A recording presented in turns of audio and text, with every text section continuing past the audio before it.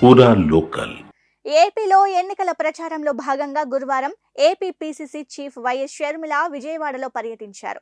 ఈ నేపథ్యంలో విజయవాడలోని కృష్ణలంకలో జరిగిన కార్నర్ మీటింగ్ లో షర్మిల పాల్గొని ప్రసంగించారు. అక్కడ భారీ బహిరంగ సభ నిర్వహించారు. ఈ సభలో వైఎస్ షర్మిల సంచలన వ్యాఖ్యలు చేశారు. ఆ రెండు పార్టీలపై నిప్పులు చెలరేగారు. చంద్రబాబు, జగన్ బీజేపీని పట్టుకొని వేలాడుతున్నారు అని రాష్ట్ర కాంగ్రెస్ చీఫ్ వైఎస్ షర్మిల ధ్వజమెత్తారు. వైసీపీ పాలనలో మహిళలకు రక్షణ కరువైందన్నారు. అంతేకాదు, దేశంలో రాజధాని లేని రాష్ట్రం ఎక్కడా లేదని, ఆ దుస్థితి ఒక మన రాష్ట్రానికే ఉందని విమర్శించారు. ఈ పరిస్థితికి కారణం వైసీపీ, టీడీపీనే అని మండిపడ్డారు. ఈ నేపథ్యంలో వాళ్ళిద్దరికి ఓటేస్తే ఓటు డ్రైనేజీలో వేసినట్లే అని ఆమె వ్యాఖ్యానించారు. కాంగ్రెస్, కమ్యూనిస్టుల పార్టీ అభ్యర్థులను గెలిపించాలని కోరారు. 10 ఏళ్లలో రాష్ట్రంలో ఏదైనా అభివృద్ధి చెందిందా అని షర్మిల ప్రశ్నించారు.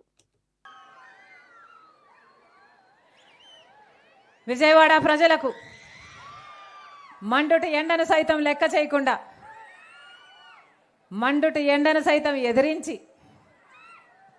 రాజశేఖర రెడ్డి బిడ్డ వస్తుంది అని, చూడాలి అని, వినాలి అని మీ పనులు మానుకొని నా కోసం సమయం చేసుకొని వచ్చారు. ప్రతి అన్నకు, ప్రతి తమ్ముడికి, ప్రతి అమ్మకు, ప్రతి అక్కకు, ప్రతి చెల్లికి, ప్రతి అయ్యకు మీ రాజశేఖర రెడ్డి బిడ్డ శిరస్సు వంచి చేతులు జోడించి మనస్ఫూర్తిగా నమస్కరించుకుంటోంది. మళ్ళీ ఎన్నికలు వచ్చేసాయి. మీరు ఓట్లేసి 5 సంవత్సరాలు అయిపోయింది. ఇప్పుడు మళ్ళీ ఎన్నికలు వచ్చేసాయి. అందుకే చెప్తున్నాం, ఓటు అనేది మీ చేతుల్లో ఉన్న ఆయుధం. ఓటు అన్నది మీ జీవితాలే కాదు, మీ బిడ్డల జీవితాలు కూడా మార్చే ఆయుధం. ఓటు అన్నది సరైన వాళ్ళకు వేయకపోతే మీ భవిష్యత్తే కాదు, మీ బిడ్డలకు భవిష్యత్తు కూడా అడ్రస్ లేకుండా పోతుంది. అందుకే చెప్తున్నా, ఒక్కసారి ఓటు వేసే ముందు ఆలోచన చేసి ఓటు వేయండి. ముందు 5 సంవత్సరాలు, మన రాష్ట్రం ఏర్పడి 10 సంవత్సరాలు అయిపోయింది. ముందు 5 సంవత్సరాలు చంద్రబాబు గారు ముఖ్యమంత్రిగా ఉన్నారు. ఇప్పుడు 5 సంవత్సరాలు జగన్మోహన్ రెడ్డి గారు ముఖ్యమంత్రిగా ఉన్నారు. చంద్రబాబు గారు ముఖ్యమంత్రిగా ఉన్న 5 సంవత్సరాలు, ఇప్పుడు జగన్మోహన్ రెడ్డి గారు ముఖ్యమంత్రిగా ఉన్న 5 సంవత్సరాలు కలిపి ఈ 10 సంవత్సరాలలో మన రాష్ట్రం ఒక్క అడుగైనా ముందుకు వేసిందా? అభివృద్ధి చెందిందా? మన బిడ్డలకు ఉద్యోగాలు వస్తున్నాయా? ఎలా బతుకుతున్నాం? అసలు మన రాష్ట్రానికి ఒక రాజధాని అంటూ ఉందా? ఆలోచన చేయండి.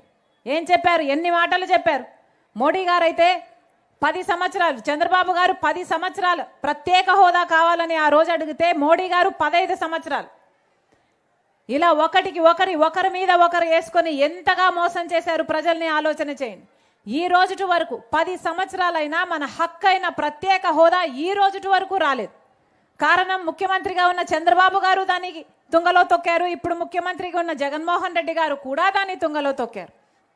10 సంవత్సరాల క్రితం మనకు ప్రత్యేక హోదా వచ్చుంటే ఆ రోజుల్నే దాదాపు 10 లక్షల కోట్ల రూపాయలు విలువ చేసే ప్రత్యేక హోదా ఈ రోజుటి వరకు రాలేదు. అంటే ఈ రోజు విలువ వేస్తే కనీసం డబుల్ అవుతుంది.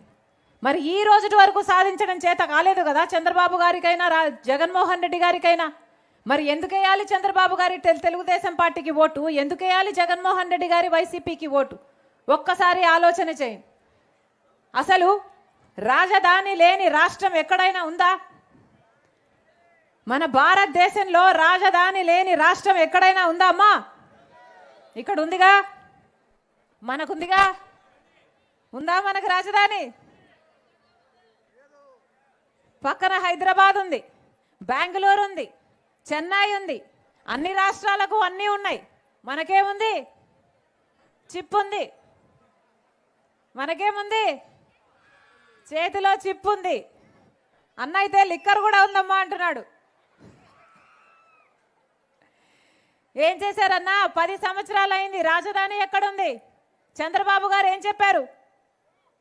సింగపూర్ను కడతానన్నాడు చంద్రబాబు గారు. 3D సినిమా చూపించారు. అమరావతి కోసం 35,000 ఎకరాలు సేకరించారు. 30,000 మంది రైతుల దగ్గర నుంచి భూములు తీసుకున్నారు.